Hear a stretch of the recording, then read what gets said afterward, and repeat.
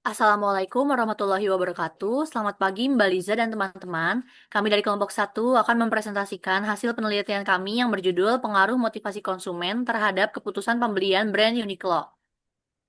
Berikut merupakan mata kuliah, jadwal kelas, beserta dosen pengampu kami. Berikut adalah anggota kelompok kami. Baik, yang pertama adalah latar belakang. Jadi, dalam dunia bisnis yang semakin kompetitif, pemahaman terhadap perilaku konsumen menjadi suatu kunci keberhasilan bagi perusahaan dalam menarik dan mempertahankan para pelanggan. Nah, salah satunya yaitu motivasi. Fenomena saat ini menunjukkan bahwa konsumen semakin selektif dan kritis dalam menentukan produk yang akan mereka beli. Uniqlo merupakan salah satu brand fashion global asal Jepang yang telah berhasil menarik perhatian konsumen di berbagai negara, termasuk di Indonesia, sehingga mahasiswa ini menjadi target utama dalam penelitian. Nah, dari latar belakang tersebut, diidentifikasi masalah, yaitu apakah motivasi konsumen dapat mempengaruhi seseorang dalam mengambil keputusan untuk membeli produk dari brand Uniqlo. Nah, pembatasan masalahnya ada tiga. Yang pertama, objek penelitian adalah brand Uniqlo sebagai salah satu merek fashion global yang banyak dijumpai di Indonesia. Yang kedua, subjek penelitian adalah konsumen Uniqlo yang pernah membeli produknya. Yang ketiga, fokus penelitian hanya pada variabel motivasi konsumen dan keputusan pembelian. Selanjutnya ada rumusan masalah dan tujuan penelitian. Rumusan masalahnya, apakah terdapat pengaruh antara keputusan pembelian brand Uniqlo terhadap motivasi konsumen? Tujuan penelitiannya yaitu untuk mengetahui adanya pengaruh motivasi konsumen terhadap keputusan pembelian produk pada brand Uniqlo. Nah, selanjutnya ada manfaat penelitian. Yang pertama, manfaat teoritis, yaitu memberikan kontribusi terhadap pengembangan ilmu pengetahuan, memperkaya kajian teoritis mengenai hubungan antara motivasi konsumen dan keputusan pembelian, menjadikan acuan dalam penelitian-penelitian selanjutnya. Dan ada manfaat praktis. Yang pertama, menjadi bahan evaluasi bagi Uniqlo dalam merancang strategi pemasaran, membantu pemasar memahami lebih dalam apa yang memotivasi konsumen dalam memilih suatu merek, dan memberikan wawasan kepada para konsumen mengenai faktor-faktor psikologis. Kemudian, dalam teori motivasi ini, kami menggunakan teori motivasi Herzberg. Teori ini menyatakan bahwa ada dua faktor yang membedakan, yaitu dissatisfier, faktor-faktor yang menyebabkan ketidakpuasan, dan satisfier, faktor-faktor yang menyebabkan kepuasan. Kemudian, ada teori motivasi dari Maslow. Teori ini mengatakan bahwa kebutuhan manusia tersusun dalam hierarki dari yang paling mendesak sampai yang kurang mendesak. Yang terakhir, teori motivasi Freud. Freud menyatakan kekuatan psikologis yang membentuk perilaku manusia sebagian besar dari hal yang tidak disadari dan seseorang tidak dapat sepenuhnya memahami motivasinya sendiri. Next.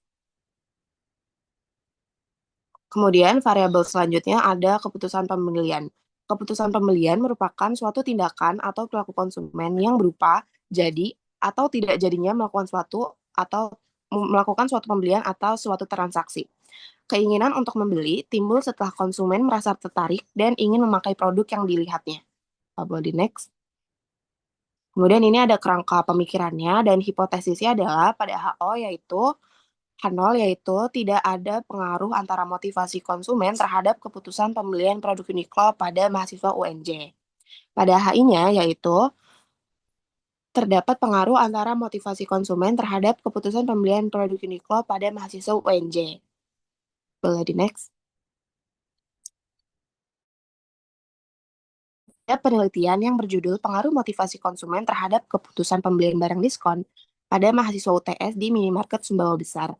Dan penelitian ini menggunakan sampel sebanyak 362 dan memiliki hasil penelitian yaitu terdapat pengaruh motivasi konsumen terhadap keputusan pembelian pada mahasiswa UTS dalam berbelanja barang diskon di minimarket Sumbawa Besar.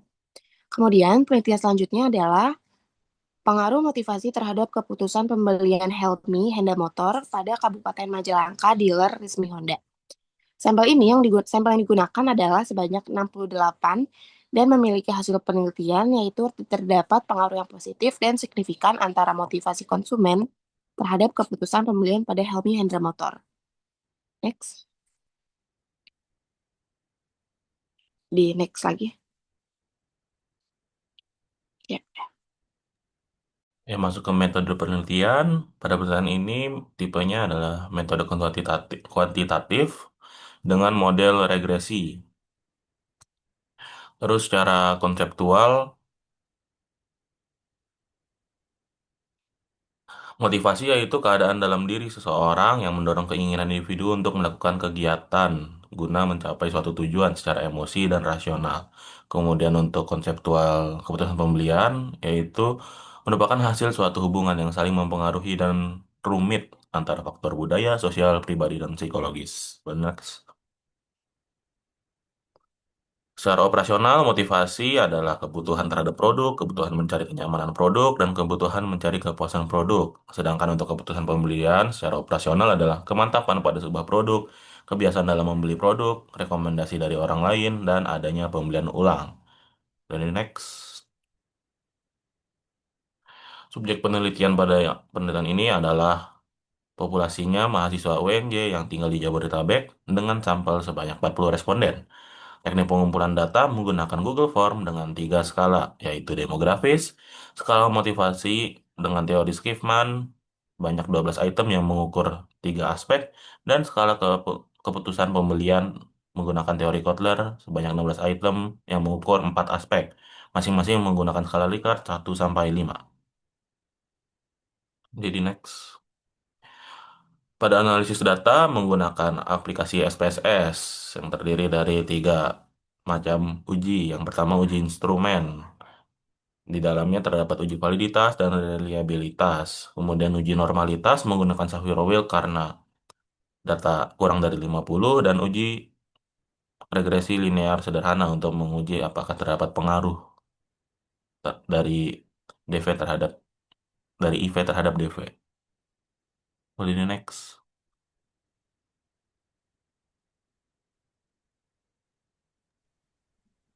Di sini selanjutnya ada gambaran subjek. Jadi untuk jenis kelamin sebanyak 31 orang, untuk perempuan dan laki-laki sebanyak 9 orang. Sedangkan untuk domisili itu paling banyak di wilayah Jakarta sebanyak 22 orang dan yang paling sedikit di wilayah Bekasi sebanyak 1 orang. Sedangkan usia yang paling banyak didominasi oleh usia 21 tahun dan paling sedikit ada usia 17, 18, 23, dan 25 tahun. Boleh next. Selanjutnya, prosedur penelitian. Pertama, persiapan penelitian kita ngelakuin literatur review untuk mencari dependent variable dan independent variable, baru kita menetapkan variabel fixnya. Setelah itu kita nentuin alat ukurnya, lalu setelah selesai kita menyebarkan kuesioner online. Nah, untuk pelaksanaan penelitiannya itu, kita ngumpulin data melalui kuesioner, melalui Google Form, dengan WhatsApp dan Instagram, serta tanggal penyebarannya itu 5 Juni sampai 17 Juni. Data mentahnya diolah pertama kali dengan Excel, lalu setelah itu dengan SPSS versi 25. Next. Reliabilitas DV diperoleh nilai sebesar 0,871, jadi diartiin bahwa DV ini dikatakan reliable. Sedangkan IV itu diperoleh nilai sebesar 0,851, yang artinya variabel IV itu dikatakan reliable. Next.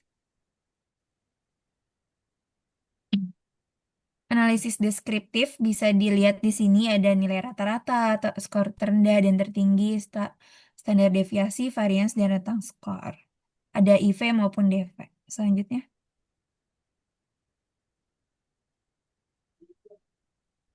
Selanjutnya ada uji normalitas. Uji normalitas untuk DV itu diperoleh nilai sebesar 0,720, artinya data DV ini berdistribusi normal. Sedangkan IV juga diperoleh nilai sebesar 0,115, artinya data IV berdistribusi normal. Next. Selanjutnya uji homogenitas. Di sini untuk usia pada nilai signifikansi IV itu tidak terdapat, datanya itu tidak homogen, sedangkan untuk data lainnya seperti usia di variabel DV, domisili IV dan DV, serta jenis kelamin di IV dan DV itu teruji bahwa datanya homogen. Next. Selanjutnya uji linearitas diperoleh nilai signifikansinya itu sebesar 0,472, artinya terdapat hubungan yang linear dan signifikan antara IV dan DV. Sedangkan untuk uji dependensitas diperoleh nilai sebesar 0,187, artinya tidak terdapat perbedaan yang signifikan antara jenis kelamin dengan IV dan DV. Next. Selanjutnya uji one way ANOVA diperoleh DV-nya ini sebesar 0,344 dan IV sebesar 0,444 yang artinya tidak terdapat perbedaan yang signifikan antara domisili dengan IV dan DV. Sedangkan uji korelasi ini diperoleh nilai signifikansinya 0,222 yang artinya tidak terdapat hubungan signifikan antara IV dan DV. Next. Selanjutnya uji terakhir yaitu analisis simple linear regression. Di sini diperoleh nilai signifikansinya sebesar 0,193 kurang dari 0, nilai signifikansinya lebih dari 0,05 yang berarti tidak terdapat pengaruh yang signifikan antara variabel motivasi terhadap variabel keputusan pembelian. Sedangkan hanya sebesar 4,9% pengaruh motivasi terhadap keputusan pembelian. Sedangkan 95,1% itu dipengaruhi oleh variabel lainnya. Next. Jadi untuk pembahasannya di sini diperoleh bahwa memang hasil penelitiannya itu didapat bahwa tidak terdapat pengaruh yang signifikan antara variabel motivasi. Next. Pembahasannya di sini bahwa memang hasil penelitiannya itu tidak didapati bahwa tidak terdapat pengaruh yang signifikan antara variabel motivasi terhadap variabel keputusan pembelian. Hal ini tuh sejalan dengan penelitian dari motivasi dari Maulana dan kawan-kawan yang menunjukkan bahwa motivasi konsumen itu tidak berpengaruh terhadap keputusan pembelian. Karena ada faktor lainnya yang disebutkan oleh Sumarwan yang mempengaruhi individu dalam pengambilan keputusan pembelian. Next. Keterbatasan penelitian kita ada 4, yaitu jumlah responden yang terlalu sedikit karena hanya 40 responden, dan distribusi responden yang tidak merata di setiap fakultasnya, bahkan ada beberapa fakultas yang tidak terwakilkan. Yang ketiga, ada penelitian tidak menetapkan kriteria sampel yang lebih spesifik seperti berapa kali dalam pembelian di brand Uniqlo, dan juga hanya menggunakan sedikit variabel independen atau tidak ada variabel prediktor atau mediasi. Next.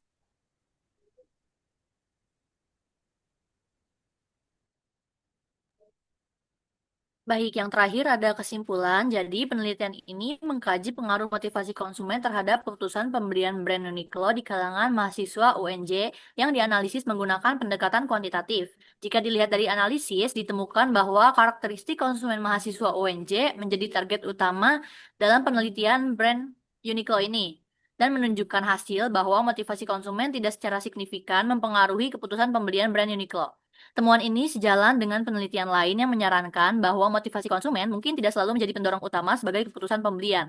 Dengan demikian, dapat disimpulkan bahwa motivasi bukan merupakan faktor utama dalam pengambilan keputusan pembelian brand Uniqlo oleh mahasiswa UNJ. Nah, mungkin adalah faktor-faktor lain yang dipengaruhi oleh kombinasi faktor psikologis dan lingkungan yang lebih kompleks. Berikut merupakan referensi yang kami gunakan. Sekian presentasi dari kami, kurang lebihnya mohon maaf. Wassalamualaikum warahmatullahi wabarakatuh.